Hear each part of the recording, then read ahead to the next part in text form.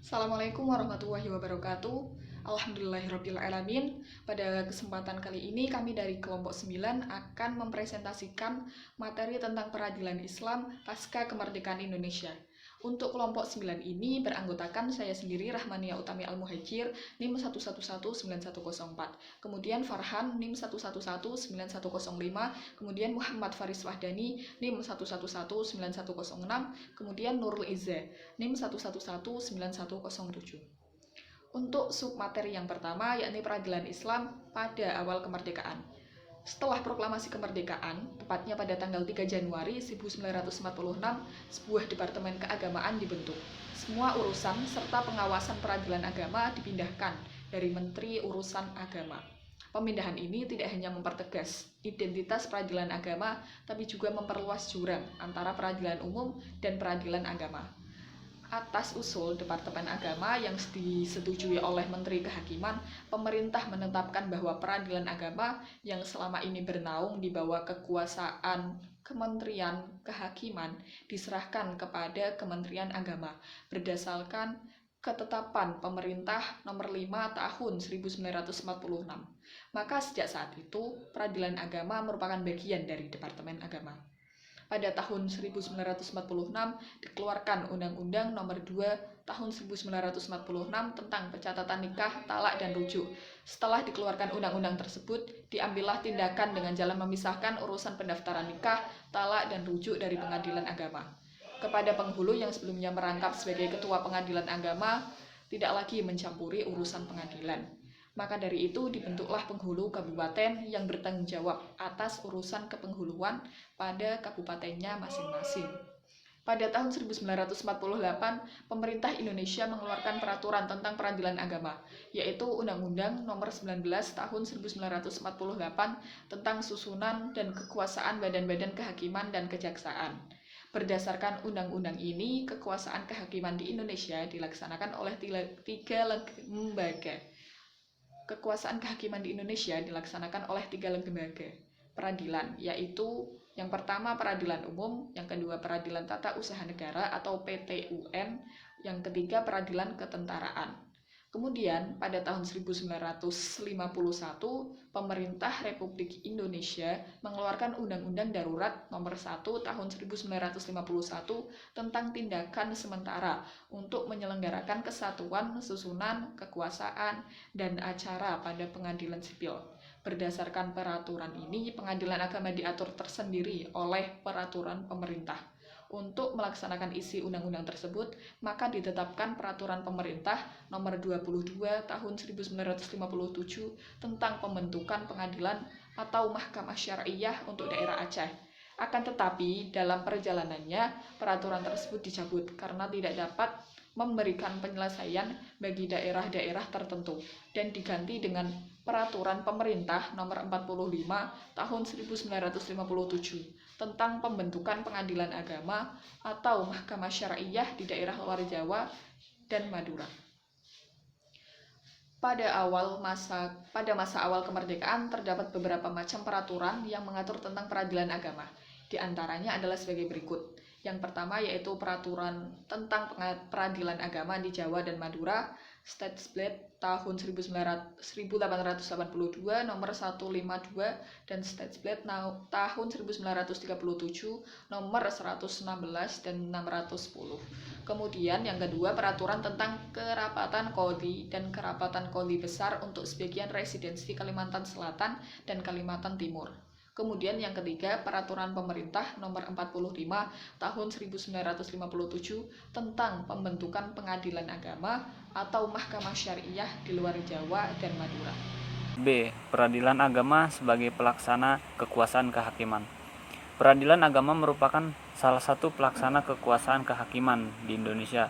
Masyarakat Indonesia yang beragama Islam dalam mencari keadilan mengenai perkara perdata tertentu diatur dalam Undang-Undang Nomor 7 Tahun 1989 tentang peradilan agama yang diubah dengan Undang-Undang Nomor 3 Tahun 2006 dan diubah lagi untuk kedua kalinya dengan Undang-Undang Nomor 50 Tahun 2009. Pengadilan agama selaku pengadilan tingkat pertama mempunyai tugas pokok dan fungsi memeriksa, memutus, menyelesaikan perkara di tingkat pertama antara orang yang beragama Islam di bidang perkawinan, seperti waris, wasiat, hibah, wakaf, zakat, infak, sodako, dan ekonomi syariah. Kekuasaan kehakiman di Indonesia dilaksanakan oleh sebuah Mahkamah Agung dan badan peradilan yang di bawahnya dalam lingkungan peradilan umum, lingkungan peradilan agama, lingkungan peradilan militer, lingkungan peradilan tata usaha negara, dan oleh sebuah mahkamah konstitusi. Selanjutnya yang C yaitu unifikasi kelembagaan peradilan agama.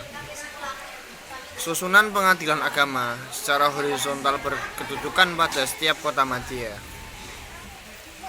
atau ibu kota kabupaten. Susunan horizontal pengadilan tinggi agama berkedudukan pada setiap ibu kota provinsi. Selanjutnya, susunan horizontal dengan sendirinya merupakan penentuan batas kekuasaan daerah hukum masing-masing pengadilan. Daerah hukum pengadilan agama hanya meliputi daerah kota madya atau daerah kabupaten di mana ia terletak. Seluas daerah itulah kewenangan atau kompetensi relatifnya. Begitu juga daerah hukum pengadilan agama. Daerah hukum masing-masing sesuai dengan daerah provinsi di mana ia terletak. Memang pada dasarnya luas daerah hukum masing-masing pengadilan agama dan pengadilan tinggi agama disesuaikan dengan daerah hukum pemerintahan kota madya atau kabupaten dan provinsi. Peradilan agama adalah subsistem peradilan negara Republik Indonesia yang khusus melayani pencarian keadilan yang beragama Islam mengenai perkara tertentu yang didasarkan pada hukum Islam. Dengan artian, sistem hukum ketatanegaraan negara Republik Indonesia menempatkan peradilan agama sama dan sederet kedudukan dengan peradilan yang lain. Tata hukum ketatanegaraan negara Republik Indonesia menganut sistem peradilan dibagi menjadi dua tingkatan. Yang pertama yang A, peradilan tingkat pertama, seperti pengadilan agama yang berkedudukan di kota atau ibu kota di kabupaten yang daerah hukumnya meliputi kota atau kabupaten. Namun biasanya nama pengadilan agama sesuai dengan nama kota atau nama ibu kota kabupaten. Yang B, peradilan ulangan yang biasa disebut peradilan banding, seperti pengadilan tinggi agama yang berkedudukan di ibu kota provinsi dan daerah hukumnya meliputi wilayah provinsi. Demikian pula, biasanya nama pengadilan tinggi agama sesuai dengan ibu kota provinsi atau nama provinsinya. Baik, selanjutnya interdependensi dan kesejajaran peradilan agama. Pada tanggal 29 Desember 1989, RUU PA atau Rancangan Undang-Undang Peradilan Agama disahkan menjadi Undang-Undang Nomor 7 Tahun 1989 tentang Peradilan Agama. Undang-Undang Nomor 7 Tahun 1089 merupakan salah satu bukti nyata besarnya pemahaman dan perhatian pemerintahan terhadap aspirasi umat Islam yang mendambakan adanya peraturan yang secara khusus mengatur tentang peradilan agama. Lahirnya undang-undang tersebut membawa pengaruh yang sangat besar terhadap keberadaan peradilan agama di Indonesia, sehingga menjadi mandiri dan berdiri sama tinggi dengan pengadilan-pengadilan lainnya.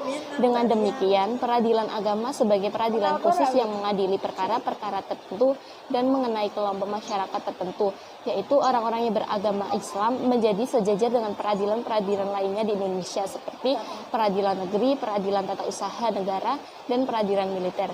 Setelah adanya Undang-Undang Nomor 7 Tahun 1989, peradilan agama telah memiliki regulasi yang kuat, yang mana mengatur tentang susunan kekuasaan dan hukum acaranya.